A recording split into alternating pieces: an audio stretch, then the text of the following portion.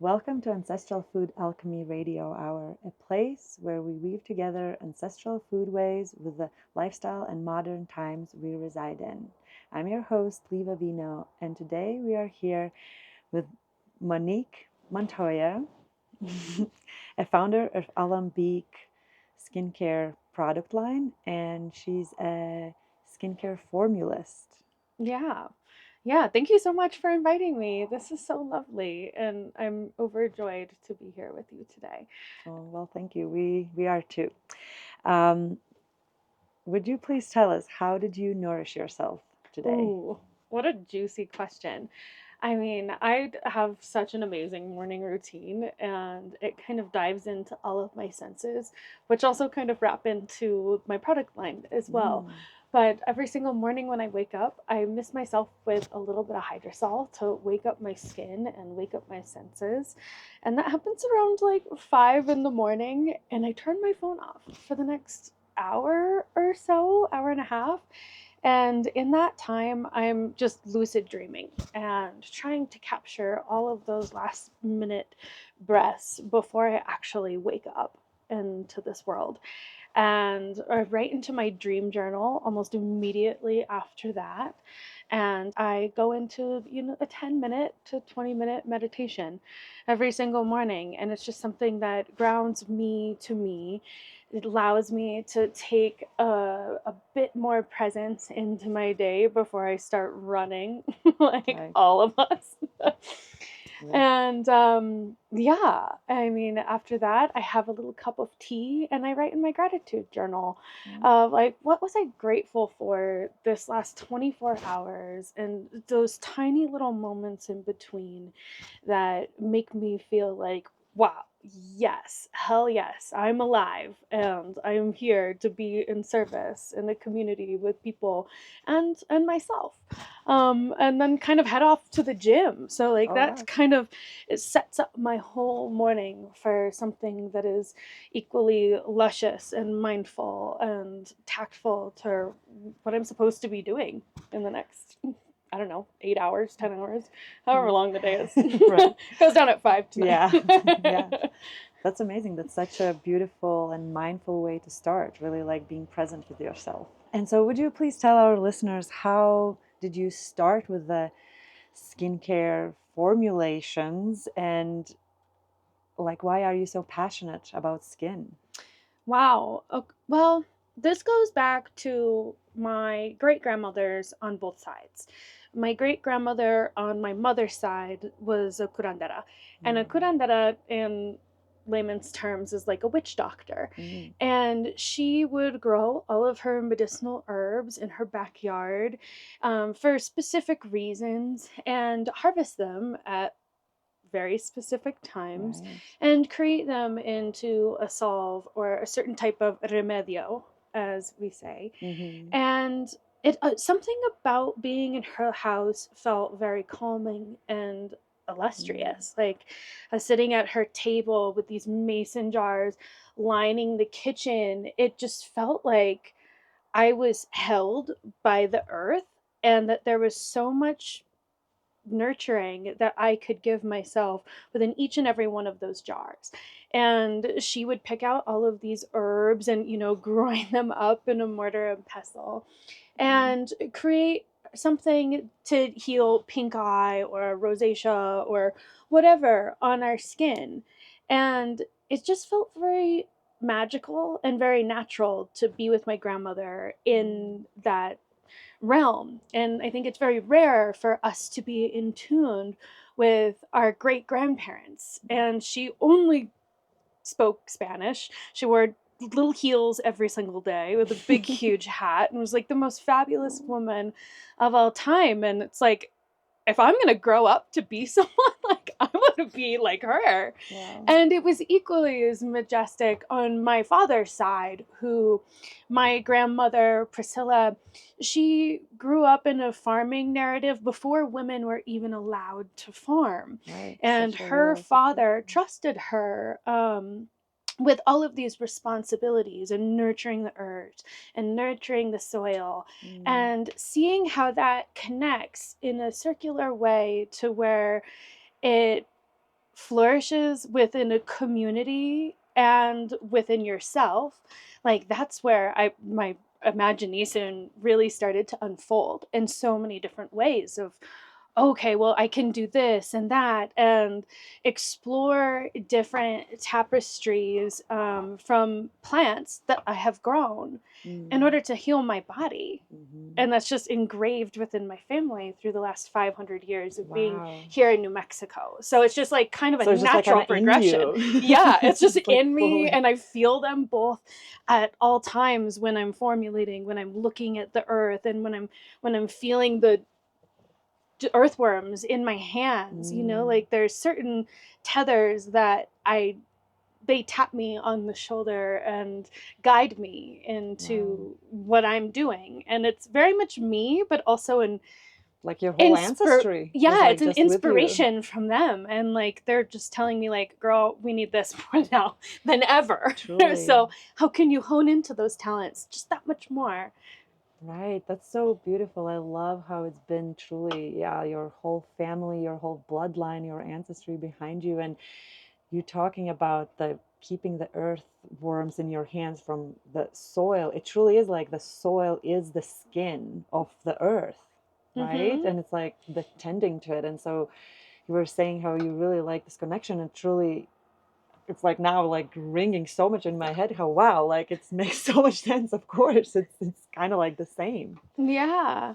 Yeah. I think, from my grandma Priscilla's side, um, at times I was a little bit embarrassed Mm. because she would pick out all of the neighbors on the street, and they had excess apricots or apples or whatever, and we would go to their house and we would ask the owners of the house to pick up their blemished ones. Mm. And there was something very religious about picking up just the blemished fruit, because that was the fruit that's the most ripe. And that's the Right. one that the birds want, the ants want, because there's the most natural sugars in that. Right. And we would carve away the dead parts in order to create something new.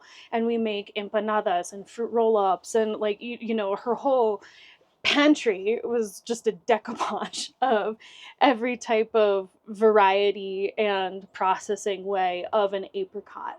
And we used it. Like we Mm. used what was almost decaying and we created something new. Right. So there's something very magical in that whole process. Right. Like, yeah, seeing beauty in what some might think is like, whoa, those are already Mm-hmm. bad. And like, what are you going to use those for? That's, yeah, it's a great way of looking at things and actually noticing those, the richness in the earth and like the fruits. And how do you think it's like that combining in your skincare product line, and like how like the formulator? I actually never even really heard someone like say I'm a skincare formulator, even though right, it's a science. Yeah. Yeah, so the skincare formulation part, it starts with an inspiration.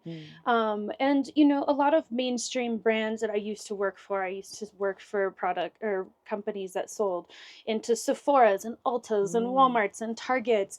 And the product development team would come to you with a list of, it has to be sulfate free, it has to be cruelty free, and all of these decoupage of whatever type of claims that they want to have, whether it's anti-aging or whatever it might Mm-hmm. be. And on the formulation side, we take their marketing dreams and reverse engineer something Mm. to their specification.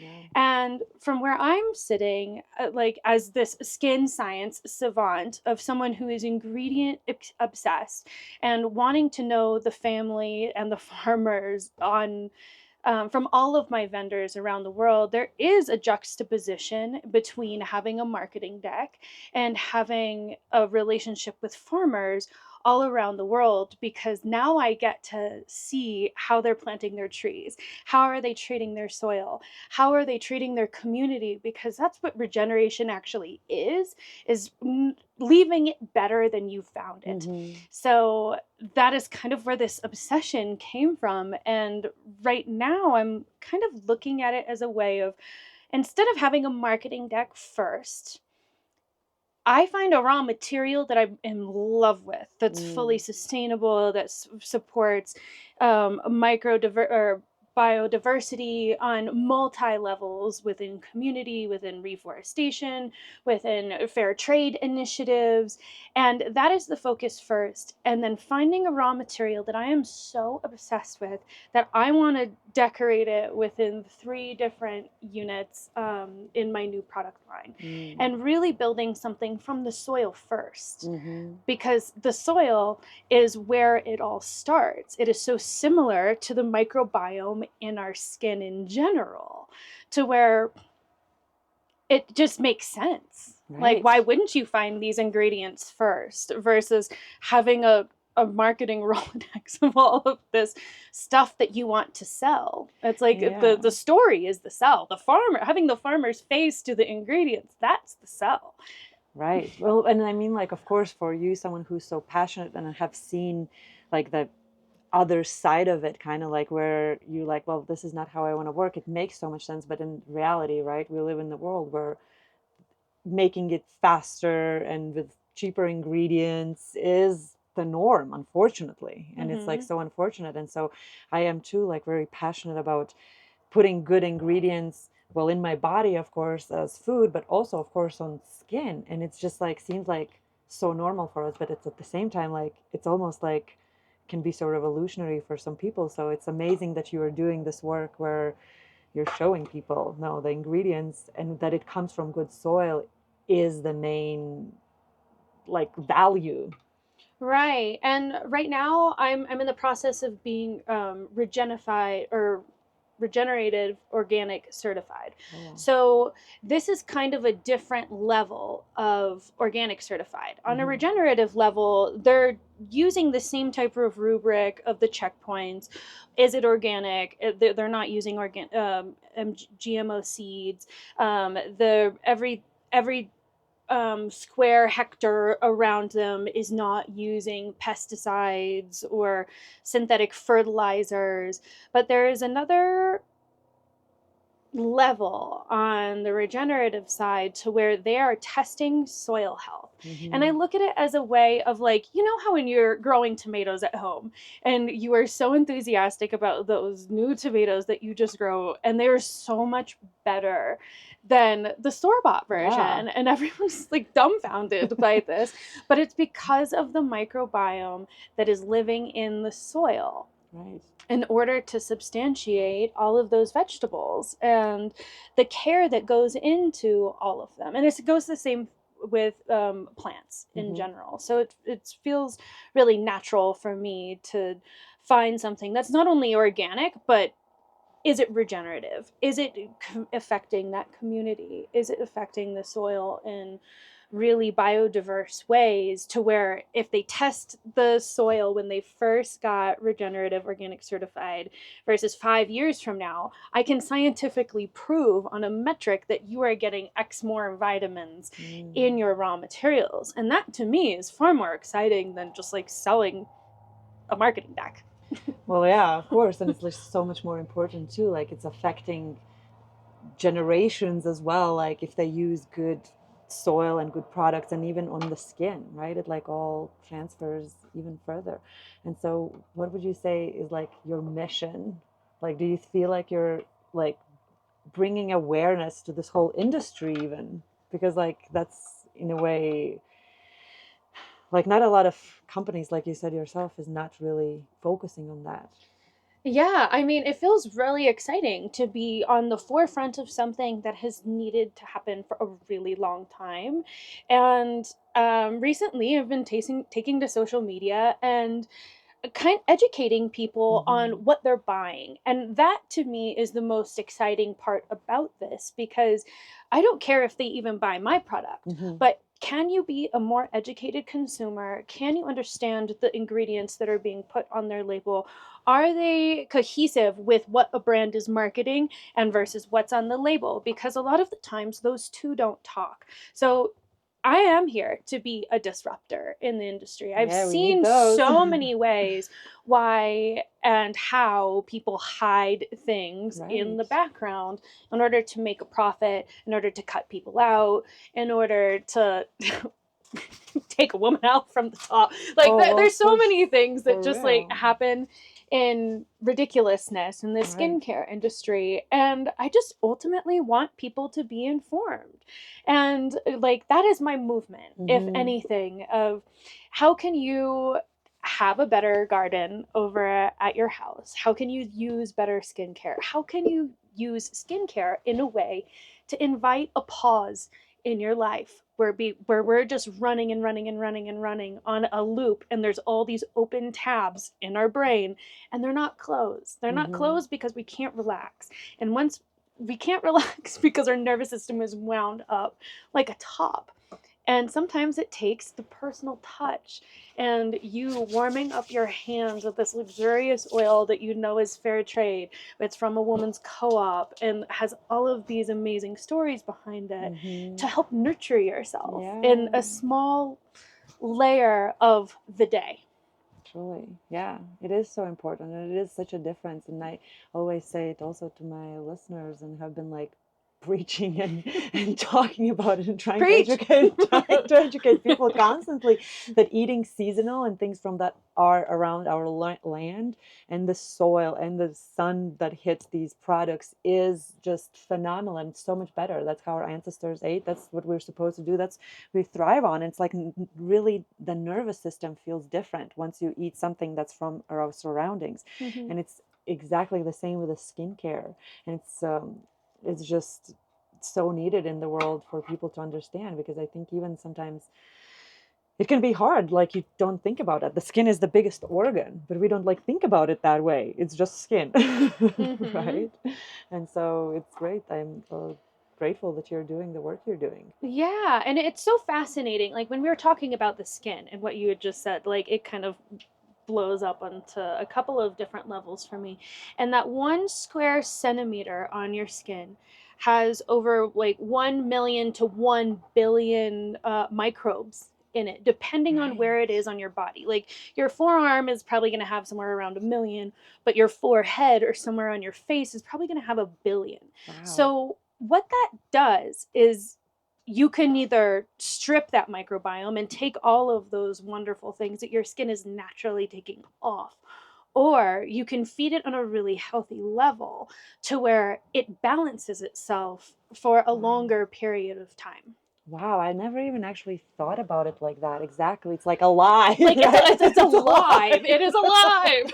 You want to feed it. And of course, like otherwise, like Exactly. putting these bad ingredients, you literally kill the microbiome on your skin. And there's like certain products that I have in my line, like the Mystical Balm, for Hmm. instance. The Mystical Balm doesn't have any occlusives in it.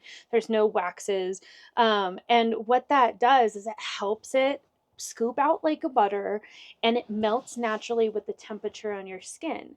And it is used in combination with the hydrosol that I have, and that hydrosol can be added in a 5 sprays, 10 sprays, depending on how oily your skin is.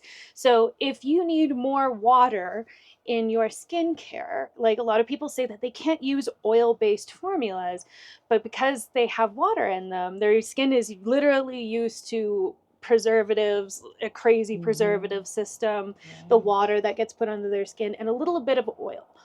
But now what happens when you use something that's oil based and you add something like a hydrosol, which is plant distillate, Hmm. to this, you are now in control of your whole skincare regime. You can add as much water as you need without a preservative system because you're using it fresh and it's Right. going topically right onto your skin.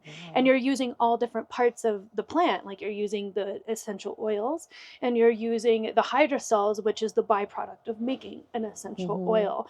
And all of that goes right back into what your body is absorbing, which is, I think, in my opinion, so exciting. It is very exciting, and it's plus like less waste and actually using all of it, because I think that Yeah. is a big thing of these big companies who produce just essential oils. Like, what are you doing with the hydrosol? Like, Hmm. why are you? Yeah, and that's great that you're using it both, and that's such a amazing explanation. I like literally was visualizing it in my head when you were saying it. And it's so true. Like we all are such individualities. Like we all need something different for our skin. And so by having like kind of same products, you can make it specifically for you. Yeah, it's like driving a stick shift car, right? I think of it of like how much gas do you need to put on in order for it to function? And you are going to function very different than a different person. And a Ferrari is going to function different than like a Focus. So Right. so like at what threshold do you need to either add oil or add water? And a lot of companies, they do a great job at selling you water because it's cheap and they can get an organic certification for very, very cheap while just having, 80% water in their formula with a crazy Wait, what? preservative That's system. crazy. Yeah, it's nuts, right? That's totally insane. And they get away with it, of course. Uh-huh. And then all of a sudden it's wow. It's an Like you're blowing organic my mind. I'm like, ingredient. what? I'm so glad I've never been into Yeah. like these big companies and using like things like that on my own, but it's so real. How Well, many and it's a people? tricky way of saying it too, because in order for something to be organic certified, it has Mm-hmm. to be 98% organic. And that 98% can come from water. And then there's like the other constituents that people don't really think about in their raw materials as being a constituent of shea butter. So a lot Mm-hmm. of people, if you buy a refined type of shea butter in any way, that shea butter has been heated and melted, heated and melted, heated and melted, heated and melted. It is purified to all, like a lot of its nutrients are taken out. And once it's heated up, they need to now put a preservative into it because it will crystallize a lot easier when it's heated up again. So they'll add citric acid into the formula to help preserve it. And like citric acid, it can be certified organic and it Right. does have a very, very small percentage in there, but you can kind of just see the degradation of these raw materials after they've been heated up and cooled down and heated up and cooled down. Like these raw materials don't want to feel that. I mean, like you can Right. see it when you have a shea butter formula and it crystallizes. And a lot of people don't know this, or maybe if you've ever formulated before, if you pour shea butter or cocoa butter too hot and you don't cool it down quickly enough, those fats don't know what to do. They're like, trying to grab hands with each other. And what ends up happening if it's not rapidly cooled enough, they'll form a little ball. Oh, And those fats just kind of solidify right. on the top of the formula. And there's nothing wrong with it. You It's just have just to reset it. right. But that does happen once a formula has been overheat or Like heated too refined many kind of like, times. yeah. Well, and it can happen in unrefined formulas as well, but it's not as easy.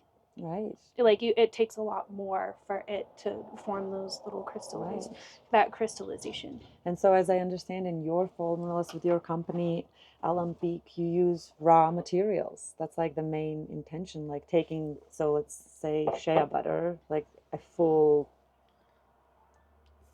straight up shea butter and not doing anything to it. Or like, I mean, like adding natural, then plant matters to it to like have something, like healing thing made, but you're not adding any of the nonsense. Right. Yeah. And that's something that's really important to me and also a differentiating factor between me and a lot of other big brands because bigger brands, when I worked for a larger manufacturer, you have to order at 5,000 units, 10,000 units. Like there's a large volume that you need to order in advance and then that gets it's sat on in a warehouse. So normal manufacturers, they likely won't want to buy something that's cold press, that's high in linoleic acid, that has all of those unrefined barriers because the rancidity, like it goes bad quicker. But Right. if you're buying 5,000 units of this stuff, it it's just going to degrade over time anyway. So like I like to make things small batch Mm-hmm. from my heart, um, and with the freshest potency that I possibly can because I'm buying things from really biodiverse sections of the world. Like my rose hip comes from a women's co-op over in Chile. The Oh bee wow. venom comes from a nature preserve over in Argentina. the sandalwood. Actually just went to go visit them. Wow. So like, why would I want to use a kilo of this raw material that's incredibly expensive and just let it sit on the shelf, not fresh for people to buy? Well, yeah, right. I mean, like, because you're so aware and you're so passionate and you have this bloodline behind you and you want to create something that they would be proud of. And I'm sure they super are, because that's incredible to like do it in such small batches and have this relationship with the people and farmers and places where these ingredients come from. Like, that doesn't happen that much. Have you ever looked, is there, or maybe there already is something in Taos you can have like similar relationships, something like special from this area? Yeah, definitely. So if you're in Taos, any of you guys, let me We're know. here. We're in Let Taos. me know. We're here. Like, let's get something amazing on the shelves. And my goal is to do something in a very boutique nature, to where you buy it. These raw materials are bioavailable for only a certain amount of time. I don't want to have it sitting on the shelf. So like, can we do a very small run of something? And once it's sold out, it's sold out because it's seasonal. So Exactly. can we have a seasonal skincare in the way that we eat seasonally? Right. Like mignon trees probably has something like, you know, the sap from it. I think like Yeah. that would be, and especially for this climate, like Mm-hmm. something. Oh, that's amazing. And so I am ancestral chef, and I have, since I realized kind of what that is, there was a moment where I was like, I can't go back. And because I also grew up in Northeast Europe, in tiny place Latvia, eating ancestral diet and not really actually knowing what that is. It's just like, you know, that's just kind of what you do. You eat seasonal, you harvest your potatoes, you put them in the cellar, you eat all the root vegetables through the winter. And also not knowing, but when I moved away, that was what I noticed the most, like how food was different somewhere else in the world, and changed my diet, and afterwards had actually some health problems, not also really knowing about that. And since I've been ancestral chef, and since I've really eaten seasonal here in Taos, and we're so blessed that it's available, I feel so much better. Like it's just like normal. And I think it's so important to, for me specifically, to like push that message to people, like we have to all eat seasonal, because like we can all feel good, we all can achieve what we want, and it's just so much deeper than just food. We all, what we eat, but what we put on our skin, and how we treat our soil, and it's all just so connected. And I know you also are so passionate about not just skincare and not just what we put on our skin, but also what we put in our bodies. And so for what is like this, like to get like what you put together for yourself, like as food and skincare, because it's almost like we were just like talking this whole thing, how it is like almost the same, like what we put on our skin is what we also eat. And how do you think treating the food and the soil, like how does it fully comes together in the skincare even? Yeah, so like a couple of ways. So when I think about a conventional plant is given fertilizer, and it's given the best sunlight, and it's given, all of the best things, but it is synthetic. So all this plant knows how to do is just grow, and it grows really well. It has a lot of seeds, but when you look at the biodiverse nature of the soil and how that plant was growing, it doesn't actually grow as well as an organic plant. It's because we also, like plants, we need stress in order to survive. We need a little bit of, sunlight exposure. We need to have maybe less fertilizer in the pot, because when that plant is stressed, it signals to itself, I need to be more efficient with this energy. And how am I going to be the best and brightest that I can be um, in this tiny little pot, but only given what I need? Like, what if I don't get water again? How can I Mm-hmm. still make that tomato? So, like, you see the conventional plants and the organic plants and how different they are. And when you eat something that is not that doesn't have all those nurturing aspects of the soil, like where is the magnesium and the zinc and the silica and all of those nutrients, it's not going to be present in what you're eating because the plant wasn't stressed enough. It's like when you see like a trustafarian like on the road, and like the trustafarian, like, wait, you've been given like this lump sum of cash and like you should be doing so much good in the world and, doing so many amazing things. And then sometimes it's like, well, I guess all you had to do was just grow. Right. And there wasn't a lot of stressors involved. And I think that there's a big difference between when people have a tiny little bit of stress in their life, it helps expand you on so many different ways. Right, truly. And it's especially for like also this environment. This is a harsh environment and there are so many stresses. So if the food that comes from here has experienced that, it's almost like you eating that can relate with it so much more. Yeah, and it just like your body knows what to do with Mm-hmm. it. And synthetic materials, it doesn't know, your body doesn't figure it out. You're just trying to figure it out, and then you become acne prone, or you've been eating so many calories, but it's not nutrient dense. Right. So like having a bag of Cheetos is going to be very, very different than having a bag of cucumbers because of Right. the nutritional value that's in it, because Cheetos aren't grown from the soil. Well, truly, well, truly, and Well, I plus guess like some all the things aspects of that them are, but I don't added know. in there, and it's also right, and then Debatable. it all comes out and transfers to in on the skin, like different rashes, pimples, and all that, and then people want to try to mask that with like these companies who are not even interested in where the ingredients come from and where if that's actually doing something, Right. right? So it's all just like truly comes back to eating well. And so like then that's the first skin glow, and then you can just with the produce like you are making, it's like supporting it. Exactly. And there's only so much that your skin can topically absorb. There's like only so much bioavailability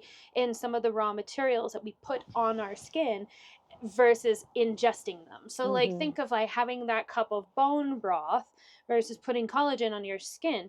Where you really see the benefit is when you do both, because it's going to Right. come from the outside into the in from the outside to the inside. Mm-hmm. Yeah. So like that's where you're going to start seeing both of those effects really kind of hit the wall at full force, because your body is restoring on a different cellular level. Whereas if you just put collagen all over your face, like you're going to see some bioavailability, but not a ton.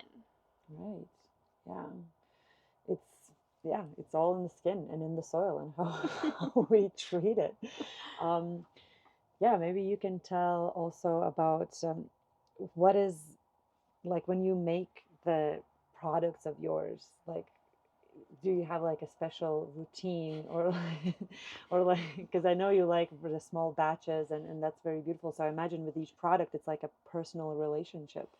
It really is.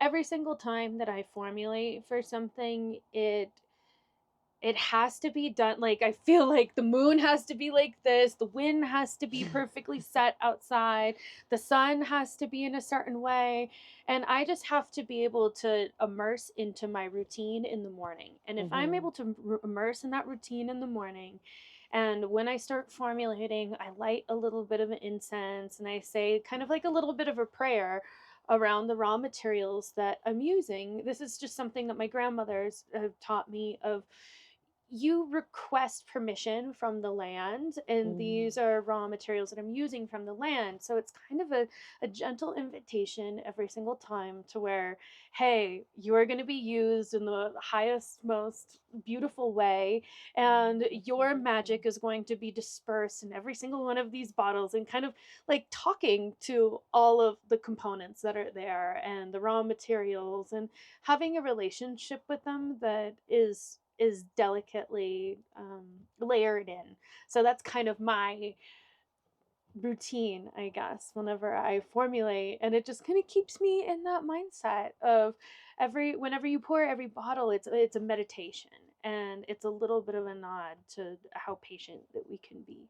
Wow, that's so amazing. Like knowing that that's what you put in, because it's the same what I find like with food and like with my food journey too, like being in this meditative state once you cook, it's the taste is like different when you like just order food in a restaurant where like chefs could be like stressed or like you do not know what has like happened, and it's like so intentional, like it's so just a different feel. Yeah, isn't that so fascinating though, of just the ways that we can get into flow state through different modalities in our life, whether it be biking, formulating, cooking, walking the dog, and like all of these ways that it brings us back to the present and it brings us back to a home that is maybe not as jostled up by the outside world as what you started Right. with.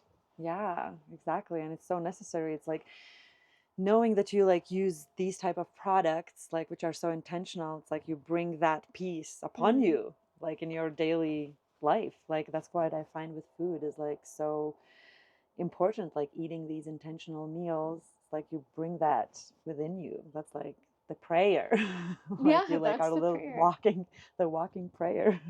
Amazing. Yeah. And if you would tell or suggest the listeners, maybe especially for this climate here in Taos, New Mexico, northern New Mexico, it's getting cold, the winter is coming.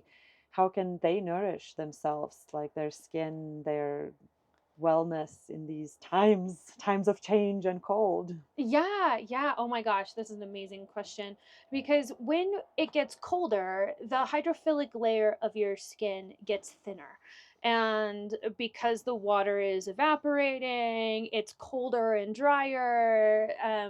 And you really want to moisturize probably a Mm-hmm. lot more than you would typically. So, I mean, I keep the mystical balm on me like 24/7 Right. for the cuticles, the hands, the under eyes, and then I go in with my bee venom skin nectar, which is incredible as to just kind of seal all of that goodness in. And then I hit it with a little bit of a hydrosol to again emulsify that plant matter into my face. And those actions of the oil and the water push pressed together in my cheeks, that's going to restore the hydrophilic layer over at your of your skin over time, while Wow. not like clogging the pores, because there's nothing actually there to clog them. They're just going to seep in at tiny little bits over Right. a certain amount of time. So yes, stay hydrated, folks. Yeah, that is true. And do you work with tallow? Like, what do you think of having tallow? Yeah, so I personally love tallow, and I am in development with something from my uncle David's cattle. My cousin Cherie, she owns a restaurant down over in Albuquerque for the last 13 or 15 years called Farm and Table, Oh, and wow. he helps raise some of the cattle that are featured there every once in a while for a specific dinner. And I have been using the tallow from his cattle in order to render for specific products. So Wow. it's an amazing product. I mean, it's high in A, D, E, K, all of the vitamins that your skin really just satiates to have. And that's kind of why I created the Mystical Balm, Mm. because the Mystical Balm is a vegan version of tallow, Mm. but it doesn't have the same type of muskiness or herbaceousness that the tallow Mm. renderings would have. So it's just, yeah, it's amazing. It's an Right. amazing moisturizer, and I will be coming out with something Oh, wow. soon That's great. with. Because I feel like it is such a fat for this land, right? Like, Hmm. so it's relatively available, and so using something that comes from here is great. So I'm Yeah. looking forward for your new creations. Oh, thank you so much. I appreciate that. Yeah, definitely. Well, thank you for so much for coming here and explaining all this beauty of the skin and how we need to moisturize ourselves and really treat our skin like the soil of the earth, and like Hmm. really remember that, because it's easy to forget that, right? Like I think like in our daily routines, like how we can just swoop by and like not really take care of ourselves. And food and skincare is one of the ways we can actually do it, by taking care of our skin, which is everywhere on us. Exactly. It's who we are. Oh my goodness. Well, thank you so much. This has been such an honor, and I just love that I can see the El Salto Mountains from right here. That just makes me feel so much more at home. And it's been such an amazing time to spend here. Yeah, definitely. I really appreciate it. Looking forward for the expansions together after, and seeing each other and trying the products. Yeah, to infinity and beyond. To Let's infinity go. and beyond. Amazing. Please tell the listeners your website, your Instagram, where they can find you and find your products. Oh my gosh. Wow. So my products are online at the-alambique.com. I am the.alambique at Instagram, and I have a Substack out there as well. So I'll link that in the show notes for you guys. Yeah, we'll definitely have that. And you can always connect with us on ancestralfoodalchemy.com. Thank you for listening. Thank you.